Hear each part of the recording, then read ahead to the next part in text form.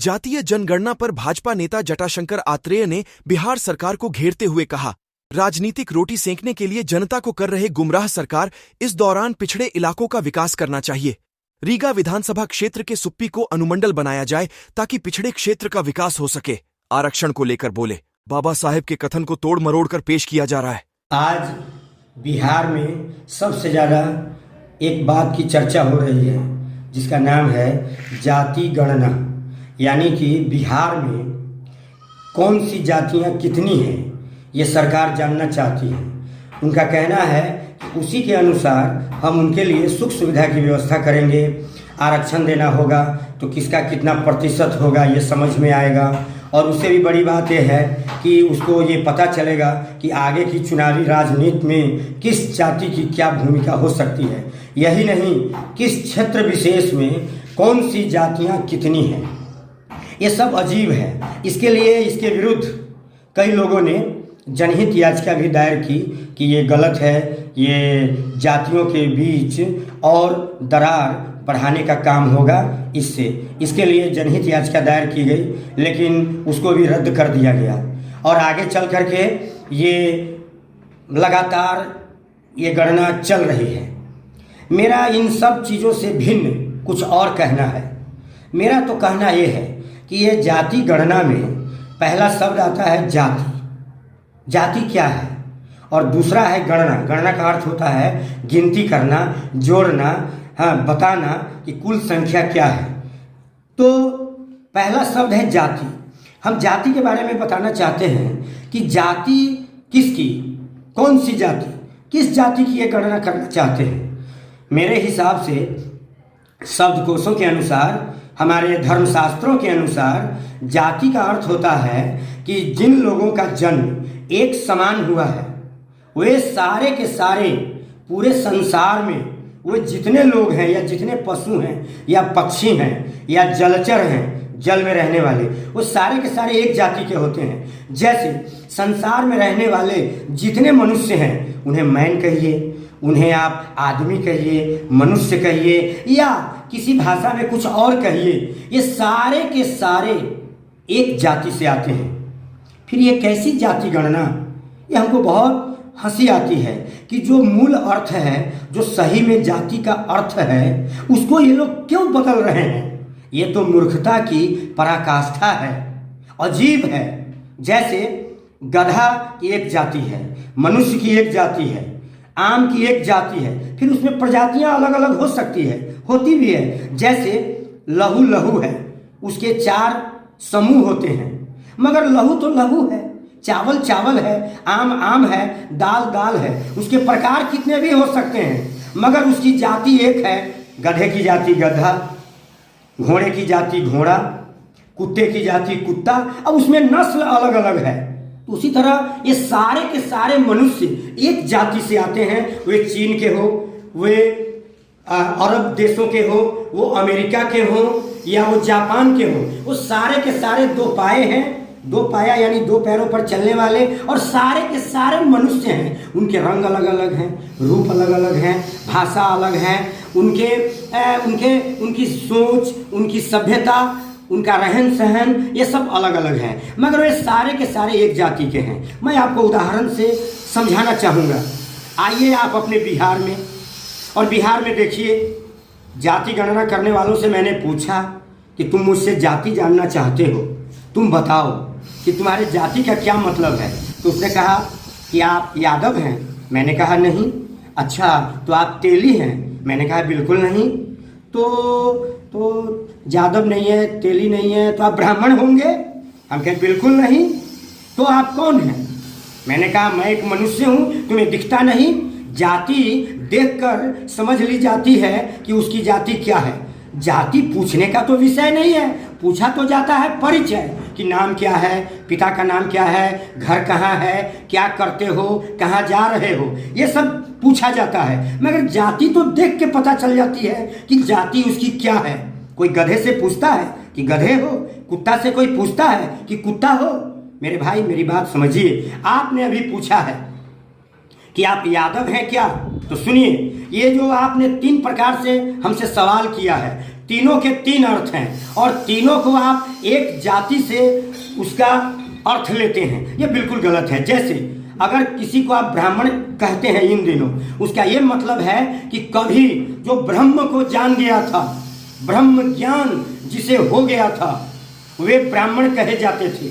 आज उनके खानदान में जितने लोग पैदा हो रहे हैं वे नाम के ब्राह्मण हैं। ब्राह्मण एक उपाधि है जिसे अर्जित किया जाता था।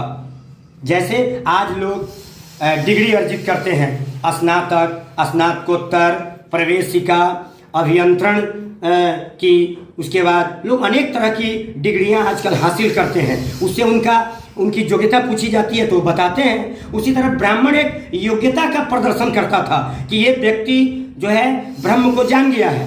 अब आगे आइए, आपने पूछा यादव है क्या? यादव का अर्थ होता है कि त्रेता युग में एक यदु नाम के राजा हुए थे, उनके जो वंशज हुए उन्होंने अपने को यादव कहा। यादव का मतलब यदु के वंशज। तो इसका अर्थ हुआ कि यादव जो कहे जाते हैं वो अपने वंश का पता देते हैं। अब आप आइए तेली पर। आपने पूछा था कि क्या आप तेली हैं? तो सुनिए, अगर आज के समय में कोई कहता है कि मैं तेली हूं, इससे यह साबित नहीं होता है कि इन दिनों वो तेल पेर रहा है, इन दिनों वो कलेक्टर हो सकता है, इन दिनों वो इंजीनियर हो सकता है, इन दिनों वो एक शिक्षक हो सकता है, मगर वो पता बताता है कि मैं तेली हूँ। मतलब ये हुआ कि किसी समय 100 साल पहले, 500 साल पहले उसके एक पूर्वज ने तेल का व्यापार किया होगा, कोल्हू चलाया होगा। कालांतर में उन्होंने उस काम को छोड़ भी दिया तो उनके बाल बच्चे आज भी अपने पेशा का ही परिचय दे रहे हैं। तो आप बताइए, एक का परिचय है उपाधि, वह आज की नहीं सैकड़ों वर्ष पूर्व की उपाधि वो बता रहे हैं, अर्थात ब्राह्मण। एक बता रहा है अपना पेशा, बाप दादों का पेशा क्या, तो उनके बाप दादा तेल पेरते थे। एक बता रहा है यादव, तो मतलब क्या, वो अपने पूर्वज का नाम बता रहा है, वंश का पता बता रहा है। और तीनों को आप जाति समझते हैं, तीनों का 3 अर्थ है, तीनों का 3 मतलब है, और आप तीनों को जाति के रूप में समझते हैं और पूछते हैं। ये तो बड़ा मजाक है। अरे अगर आपको पूछना है तो ये पूछिए कि आपकी जमीन बागमती में पूरी की पूरी ढह गई, वो गरीब हो गया, कल तक अमीर था। आप ये पूछिए कि वो बिल्कुल सही था, 5 बीघा जमीन थी और आज उसको लकवा हो गया, या किसी सड़क दुर्घटना में उसकी मौत हो गई, तो आज के तारीख में उसका परिवार गरीब हो गया। इस प्रकार से गरीब अमीर ये तो अदलता बदलता रहता है। अस्थायी रूप से न कोई गरीब होता है, न अस्थायी रूप से कोई अमीर होता है। तो जानना है तो ये जानिए। और सबसे बड़ी बात यह है कि आप जिस आरक्षण की बात करते हैं, आप क्यों दे रहे हो आरक्षण? क्या बाबू जगजीवन राम किसी आरक्षण के मोहताज थे और वो उप प्रधानमंत्री तक पहुंच सके थे? क्या डॉक्टर भीमराव अंबेडकर कहा जाता है कि वे दलित समाज से आते थे? क्या उनकी विद्वता पर, उनके ज्ञान पर किसी को कभी संदेह रहा क्या? सामाजिक कुरीतियों के कारण वो जगह जगह अपमान जरूर सहे, मगर वो संविधान निर्माता कहे गए और भारत में उनको मान सम्मान पूरा मिला। आज भी भारत का कौन ऐसा इलाका है जहां उनकी मूर्ति नहीं लगी हुई है?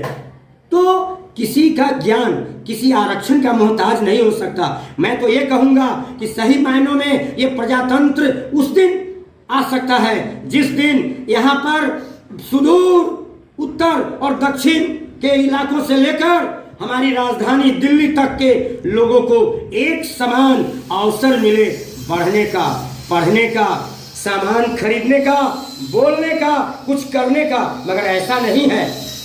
आज गलत तरीकों से आरक्षण दिया जा रहा है। आप जिन्हें आरक्षण देना चाहते हैं उस समाज विशेष में जो धनी है, संपन्न है, वो आरक्षण ले लेता है, और सचमुच जिसे आरक्षण मिलना चाहिए उसे कहाँ मिलता है? वो उसको तो आज कोई सुनने वाला नहीं है। एक तो उसको माना जाता है कि ईश्वर ने गरीब कर दिया, तो आज कोई भी उसकी सुधि नहीं लेता है। वो गरीब और गरीब होता जा रहा है। वो मुख्य धारा से टूटकर बहुत दूर फेंका जा चुका है। और आज के तारीख में हम जैसे आम आदमी कीड़े मकोड़े जैसे हैं। कहीं नाली में कुलबुला रहे हैं, कहीं सड़क पर चुलबुला रहे हैं।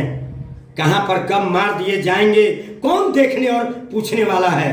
इसलिए मैं इतना कुछ इसलिए कह रहा हूं कि जाति का जो अर्थ है उस अर्थ में जाति को लीजिए और आरक्षण दीजिए। पिछड़े इलाकों को वहां सारी सुख सुविधा, जिला स्तर, राज्य स्तर यानी राजधानी स्तर की सुख सुविधा दीजिए कि हमारे बच्चे दौड़ सके, फुटबॉल का मैदान दीजिए, डिग्री कॉलेज दीजिए, हमारे यहाँ इलाके के भेंग रेलवे स्टेशन को जंक्शन बनाइए, हमारे इस रीगा विधानसभा क्षेत्र में सुप्पी को अनुमंडल बनाइए। आप शक्ति का विकेंद्रीकरण कीजिए, हमको समान अवसर दीजिए, हमारे क्षेत्र को आरक्षण दीजिए। जो जिस लायक है लड़कर मेहनत करके उस स्थान को पा लेगा। गलत तरीके से आरक्षण देना बंद कीजिए। संविधान के कथन को, अंबेडकर के सपने को गलत तरीके से मरोड़कर पेश करना बंद कीजिए।